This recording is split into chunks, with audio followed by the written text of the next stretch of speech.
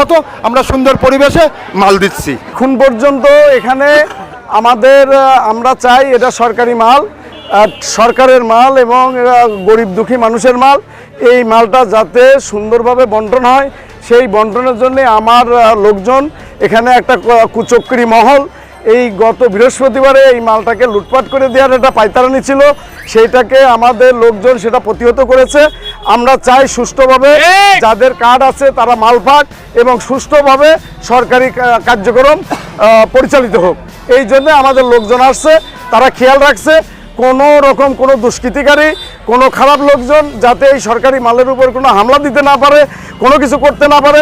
যার জন্য আমাদের লোকজন এই চার রাস্তায় বিভিন্ন দিক দিয়ে তারা সংগঠিত আছে, বসে আছে এই জনগণের মাল যাতে সঠিকভাবে বন্টন হয়। এই জন্য আপাতত পরিস্থিতি এখনো পর্যন্ত ভালো আছে।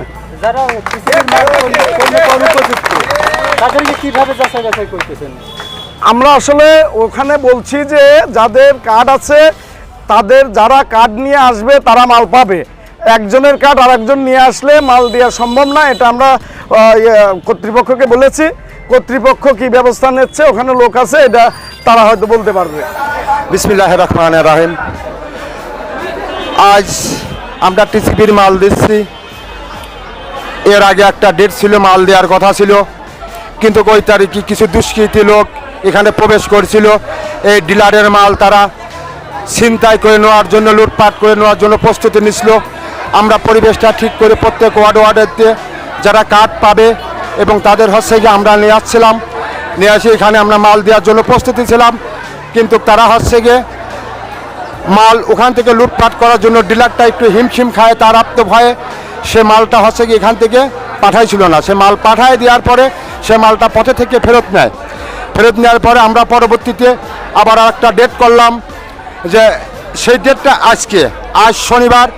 ঠিক যারা কার্ড পাওয়ার মতো যোগ্য, আওয়ামী লীগ, বিএনপি, জাতীয় পার্টি, জামাত, আমরা এগুলো দেখতেছি না, দল বল নির্বিষয় এখানে যাদের কার্ড আছে আমরা তাদের মাল দিচ্ছি সুন্দর পরিবেশে, সুন্দরভাবে।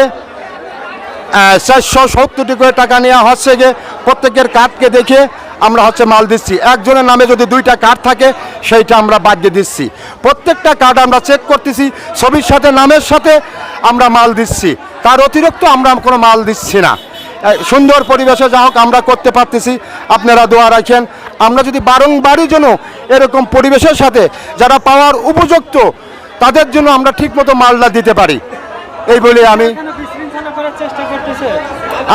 আদার সাইড একটা সাইড ছিল, তারা বিশৃঙ্খলার জন্য চেষ্টা করেছিল।